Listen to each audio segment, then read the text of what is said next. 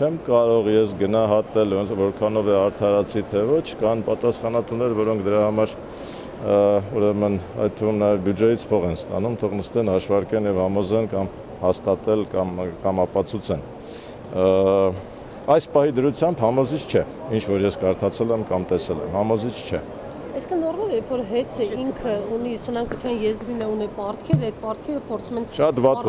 Շատ վատ է, որ հեծը ունի պարտքեր, հեծը իրավունք չունի պարտքեր ունենալու, հեծը ամենաարդյունավետ գործող ձեռնարկություններից պիտի լինի։ Եթե այդպես է, ուրեմն լավ չէ։ Այդ դեպքում ինչ պետք է անի սպառողը։ Սպառողը ոչինչ, պիտի պահանջի որակ եւ պիտի պահանջի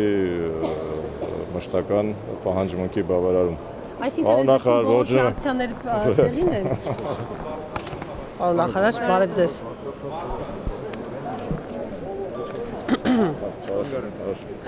Ասես բողոքի ակցիաները նորմալ կլինեն այս դեպքում սպառողների կողմից։ Ինչպես պետք է սպառողը բողոքների ակցիաները,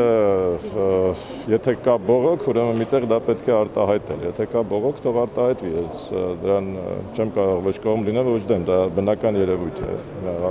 Էֆեկտիվ կլինի թե ոչ, կախված է երևի բողոքի քանակից, որակից եւ ծավալից։ Նայրիկի զարգացումներին հետևում եք, հա շարունակ այդ մարդիկ պահանջում են իրենց չվճարված աշխատանքը։ Իրեք այդտեղ էլ մի առեղծվածային պատմություն է եւ ճիշտ ասած անթույլատրելի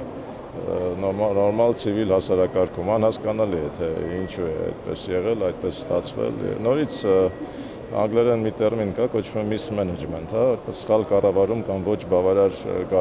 կառավարում։ Սա է պատճառը, բայց թե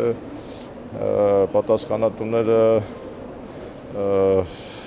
այդքան էլ դժվար չէ երևի փտրել, գտնել։ Բայց խնդիրը այստեղ այն չէ, որ պարտք կա, խնդիրն այն է, որ ոչ էֆեկտիվ կառավարման հետևանքով մենք չգիտենք ապագան ինչ է լինելու այդ գործարանը։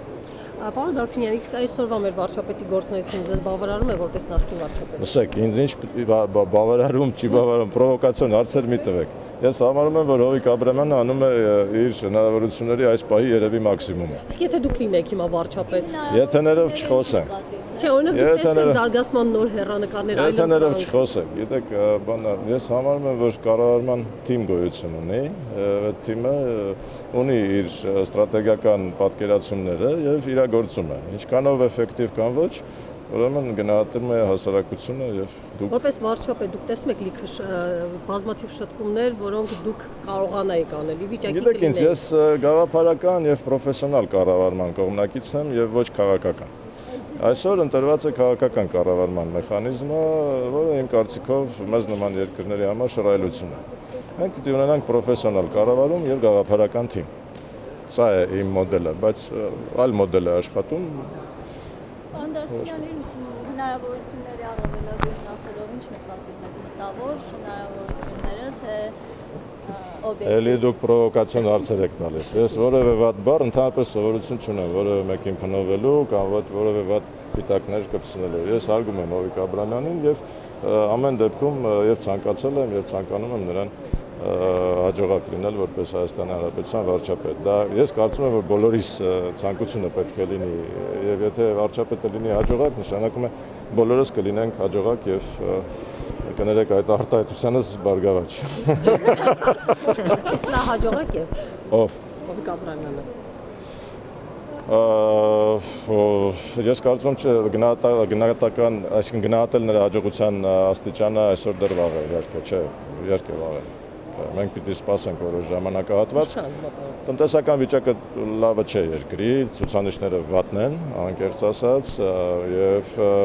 իհարկե վատ ցուցանիշներով հաջողակ լինելը հնարավոր չէ։ Պարոն Դարփինյան, արտագաղթի հետ կապված ուսումնասիրություններ եք։ Գիտեք, արտագաղթի ես շատ ավելի արտագաղթին վերաբերվում եմ շատ ավելի լոյալ, քան դուք երևի, որովհետև արտագաղթը ընդունված է մեզ մոտ բնորոշել միայն բացասական պիտակներով։ Ես դրան համաձայն չեմ, որովհետև մարդը փորձում է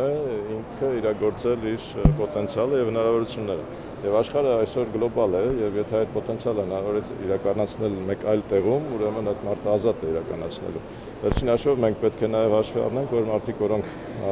արտագաղթում են, այսպես ասած, հասնում են հաջողությունների այլ երկրներում եւ ուրեմն այդ արտագաղթը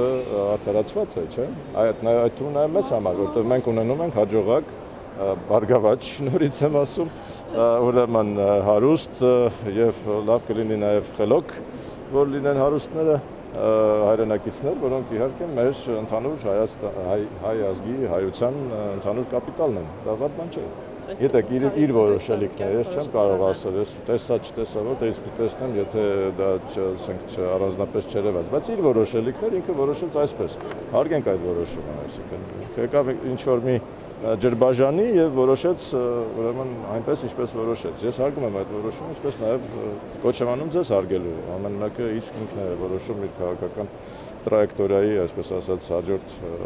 կանգառը։ Պարոն Դարբինյան, ինչպես անել ազատել համար մոնոպոլ տնտեսությունից։ Իշխանության եւ բիզնեսի տարանջատում պետք է լինի, դա է միակ ձևը։ Դա չի լինում, պիտի լինի։ Հիմա պահանջեք, որ լինի, ասում եք բոյկոտ եք անում, բոյկոտ արեք այդ ուղղությամբ, այսինքն եթե խոսում եք մոնոպոլիաների մասին, մի խոսեք շաքարի մասին, որտեղ բոլորը խոսում են շաքարի մասին։ Մոնոպոլիան հիմնական խնդրեմ է մոնոպոլիայի, դա քաղաքական եւ տնտեսական իշխանության միաձուլումն է, սա է մոնոպոլիայի խնդրեմը։ Դրանից խոսեք։ Որտեղ դուք խոսում եք, շատ դեպքերում շաքարից եք խոսում, մի խոսեք շաքարից, որտեղ շաքարը անիմաստ խոսակցություն է դա։ Ուրիշ մոնոպոլիական, հիմնականը քաղաքական եւ տնտեսական իշխանությունների միաձուլումն է։ Սա է մոնոպոլիան, հիմնական մոնոպոլիայի խնդրեմը, ոչ թե շաքարը կամ ասեք թե, չգիտեմ, բենզինը։ Դուք ասացիք հարուստները պետք է լինեն խելացի, օլիգարխները։ Ճիշտ կլինի, որ հարուստները խելացի լինեն, էլի։ Իսկ մեր օլիգարխները խելացի։ Մի տվեք պրովոկացիոն հարցեր։ Բայց ձեզ։ Մի դուք գնահատեք, ես ինչ պիտի գայս, ես ասացի, ես ոչ մեկի նկատմամբ երբևիցե որևէ վատ բառ կամ վատ ցանկություն չունեմ, բոլորին երջանկություն եմ ցանկանում եւ բարգավաճում։